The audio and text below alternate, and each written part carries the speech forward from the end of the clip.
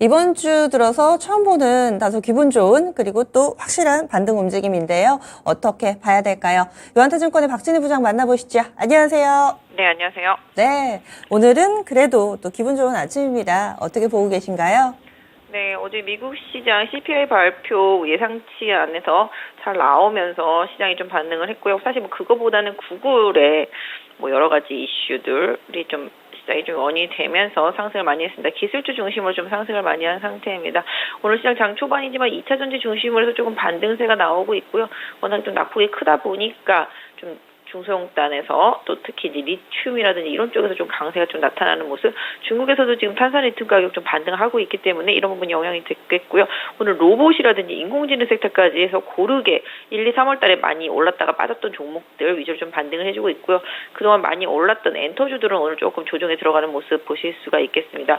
또한 뭐 화장품 관련주들도 어제 상한가 쳤던 코스메틱 코리아 급등 이후에 좀 차익 실현 매물 나오고 있는 모습 보실 수가 있겠고요. 전체적으로 인공지능 로봇 섹터 하고요. 2차 전지 아까 말씀드렸던 섹터주들의 흐름이 좀 괜찮습니다. 또 제약바이오 섹터주들도 일정 부분 좀 반등 시도가 일부분 좀 나타나는 모습 보실 수가 있겠고 구글과 비슷하게 좀 네이버도 좀 반등 시도를 이어가고 있다 말씀드릴 수가 있겠습니다. 뭐 게임 섹터주들은 조금 관망하는 흐름 속에서 좀 차익 실현 매물이 나오는 모습이고요. 차량 경량화 관련되어 있는 종목들 최근에 계속 강세 보이고 있는데요. 오늘도 좀 강세 이어지고 있고요. 자동차 부품, 전기차 부품 섹터주들도 오늘 반등 이어가면서 시장에서 대장주 역할을 해주고 있는 모습 보실 수가 있겠습니다. 뭐 효성그룹주들도 좀 반등에 나서고요. 오늘 뭐 코론그룹주들도 좀 반등에 나서고 있는 모습. 전체적으로 놓고 본다라면은 차량과 관련되어 있는 차량용 뭐 반도체, 차량용 인공지능, 뭐 차량용 카메라, 그다음에 차량 경량화. 그다음에 자율, 주행차 이런 식으로 해서 전부 전기차하고 전장 쪽 이런 쪽도 관점으로 해서 시장의 흐름이 좀 나타나고 있는 상황이라고 보실 수가 있겠고요. 외국인들은 오늘 좀 코스닥에 매도가 많습니다. 거래소는 좀 소폭 매도하는 분위기 보실 수가 있겠습니다. 좀 전에 얘기하셨던 부분들 오늘 시장의 압축판인데요. 그러면 키워드로 나눠서 보겠습니다. 첫 번째 키워드 보시죠. 2차 전지의 반등입니다. 지금 부진한 실적 내놓은 LNF를 제외하고는 대체적으로 괜찮은 흐름 보여주는데요. 2차 전지 주들 드디어 반등이 나오네요. 네, 맞습니다. 2차 전지 섹터주들 좀 반등이 나오고 있는데요. 뭐 어제 시간에로 뭐 금양 같은 경우가 뭐 일단은 몽고 쪽에 뭐 계약하는 부분들 좀 뉴스가 나온 부분이 영향을 줬겠고 아까 말씀드린 대로 중국에서 탄산 리튬 가격 좀 반등한 부분들도 오늘 또 리튬 관련주들 좀 반등에 영향을 주고 있습니다만 시원하지가 않습니다. 일부 개별주들은 오히려 좀 반락하는 모습 보실 수가 있겠고요.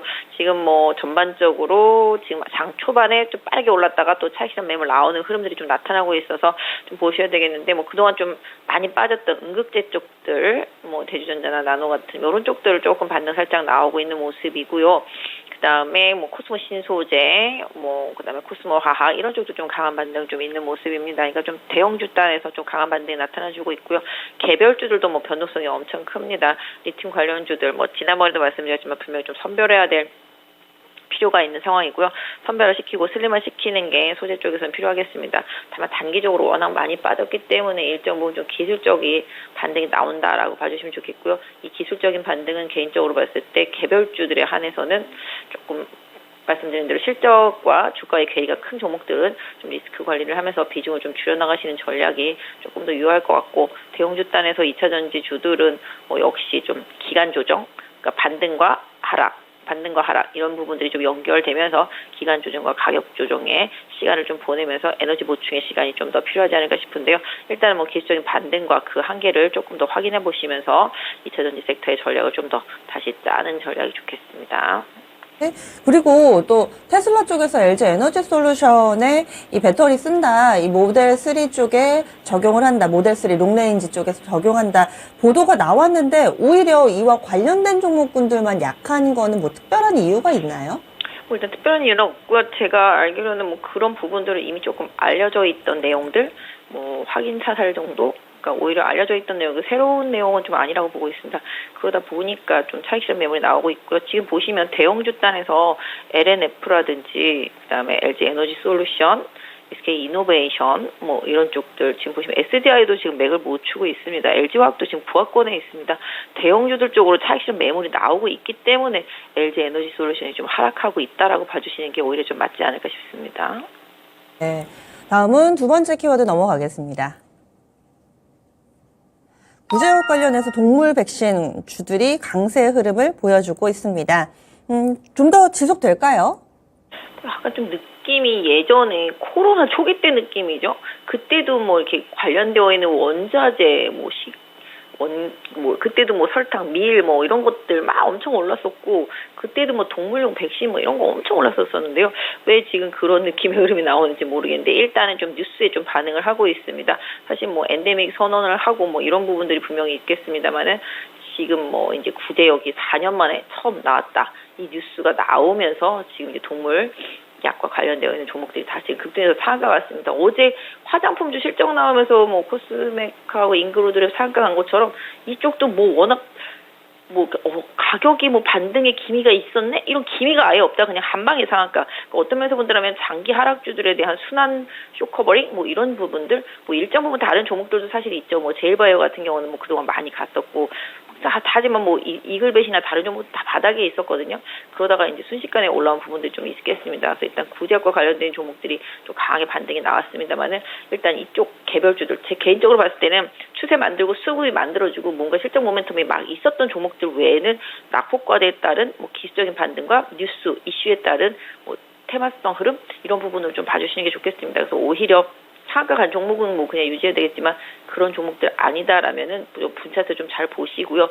매물 좀 잘 챙겨 보시면서 리스크 관리를 좀 하면서 그 뜬금없는 급등에 대해서는 조금 대응을 하시는 게 개별주를 조금 대응하는 상황이라고 보실 수가 있겠고, 그 다음에 뭐 바이오 전반적으로 봤을 때는 이제 6월달 학회도 있다 보니까 주요 종목들에 대해서는 변동성을 좀 활용하는 뭐 기술적인 분할 접근 전략 이런 부분들은 제약 바이오 섹터 내에서 주요 종목들은 좀 필요하지 않나 싶습니다.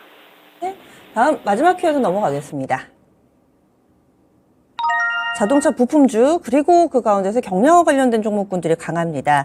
평화산업이 현재 상한가 들어가 있고요. 평화홀딩스도 두 자릿수대 거의 뭐 상한가 부근이죠. 27% 정도까지 급등을 하고 그 밖에도 자동차 부품주들이 강한 움직임을 나타낸 것은 이 4월 말부터 사실 5월 초까지 계속 이어지는데 근래 들어서 차량 경량화라는 키워드가 유달리 눈에 띕니다. 이 부분이 좀 궁금한데요. 사실 차량 경량화의 중요성은 예전부터 늘 강조돼 왔었고 특별하게 뭐 CEO가 이 부분에 중점적으로 기술 개발을 하겠다라거나 뭐 수주를 했다라거나 이런 뉴스가 없는데도 관련주들이 주목받는 이유는 어디 있을까요?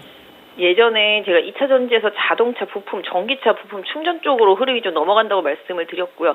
자동차 부품주들이 계속 강세를 보이는데 자동차 부품 안에서도 그동안 전기차 부품과 관련되어 있는 종목군들이 리딩을 했습니다. 뭐 성화혜택, 화신, 덕양산업 이런 부분들이 뭐 시장의 리딩 섹터였었고 그 이후에 이제 차량용 경량화들이 올라오는데요. 아시다시피 전기차는 배터리가 워낙 무겁기 때문에 일반 완성차와는 좀 비교가 안 될 정도로 많이 무겁습니다. 그러다 보니까 차체 자체를 가볍게 해야지만 에너지를 효율적으로 좀 쓸 수 있겠죠. 그쵸? 뭐 그냥 뭐 예전에 있었던 뭐 티쿠 같은 거 올라가는 것과 뭐 커다란 대형차 뭐 이런 부분들이 올라가는 것과는 좀 힘을 써야 되는데 뭐 몸이 가볍다라면 당연히 에너지를 효율적으로 쓸 수 있지 않겠습니까? 그러다 보니까 지금 전기차가 확산되고 또 전기차 시장이 넓어지는 과정 속에서 또 현대차, 기아 뭐 이런 부분들이 계속적으로 일단 전기차 쪽을 더 많이 만들어내야지만 나중에 보조금적인 부분에서도 뭐 수혜가 있기 때문에 결국은 이런 쪽들이 늘어나면 늘어날수록 차량 경량화와 관련되어 있는 소재, 뭐 부품 이런 쪽들이 더 많이 쓰일 수밖에 없습니다. 그러다 보니까 이쪽들이 지금 부각되고 있는 상황이라고 봐주시면 좋겠죠. 그래서 기존의 전기차 부품이라든지 뭐 충전 이런 거에서 벗어나서 이제는 차량 경량화 쪽들이 강하게 올라오고 있습니다. 최근에 보시면 이제 알루미늄자 들어가는 종목들 상당히 많이 강하죠. 그다음에 뭐 플라스틱자 들어가는 종목도 상당히 강합니다. 다 가벼운 거죠. 알루미늄 얼마나 가볍고 플라스틱 얼마나 가볍습니까? 다들 이제 차량의 소재를 경량화시키는 뭐 내장재뿐만 아니라 외장재 다 마찬가지가 되겠죠. 이런 부분들을 좀 최대한 가볍게 하지만 강도는 유지하고 이런 부분들에 좀 중점을 맞추다 보니까 이런 소재단, 부품단 이런 쪽으로의 시장 관심이 커지는 부분입니다. 그래서 2차 전지 소재 일변도에서 이제 차량용 부품 쪽, 전기차 부품 쪽, 그다음에 전장 쪽 이런 쪽들로 시장에 좀 시세가 넘어오고 있는 과정을 좀 잘 봐주시고요. 역시 이쪽도 너무 많이 빠져 있었던 종목들이 많습니다. 방금 말씀하셨던 뭐 평화산업이라든지 그 외 다른 것들도 다 많이 빠져 있었기 때문에 역시 이쪽도 어느 순간 좀 가격적인 부분이 지수와의 괴리를 좁히는 뭐 트레이딩성 테마 흐름들의 영향으로 강하게 올라오고 있는 상태 속이고요. 그 이슈 내용은 뭐 나쁘지가 않다라는 부분이 되겠습니다. 뭐 현대 기아가 많이 팔면 팔수록 부품 업체들은 뭐 최대한 뭐 수익이 나빠지지는 않지 않겠습니까? 최대한 뭐 단가는 뭐 나중에 좀 봐야 되는 부분이겠습니다만은 그러다 보니까 친환경차, 전기차 이런 쪽에서의 중요한 게 차체를 가볍게 만드는 거다. 안에 내장재도 가볍게 만드는 거다. 이런 쪽에 지금 시장에 쏠림 현상이 이어지고 있다라고 봐주시면 좋겠고요. 이런 부분들은 아까 말씀드렸던 대로 계속 섹터 안에서도 순환매가 돌 수 있기 때문에 관련주들 중에서 덜 오른 종목들 계속 좀 찾아보시고요. 사실 뭐 에코플라스틱 많이 올랐고 코론 플라스틱 이제 조금 올랐고 뭐 화신이나 성화이텍은 뭐 거의 탑3 안에 들어가잖아요. 동양산업은 뭐 말할 것도 없고 이쪽 요 세 종목이 대장이고요. 후발로 자동차 부품주들도 속속 뭔가 좀 변화를 시도하는 흐름들이 계속 나올 수가 있기 때문에 좀 작은 중소형 자동차 부품주들의 변화도 잘 챙겨보셔야 될 것 같습니다. 이 가려운 곳을 긁어주신 것 같아요. 그동안에도 알미늄 관련된 종목이나 이쪽으로 차량 경량화도 가긴 가는데 뉴스가 없어서 질문을 좀 못 드린 경우가 있었는데 그런 큰 틀에서의 변화가 일어나고 있군요. 알겠습니다. 오늘 말씀 고맙습니다. 네, 감사합니다. 네, 지금까지 유한타증권의 박진희 부장이었습니다.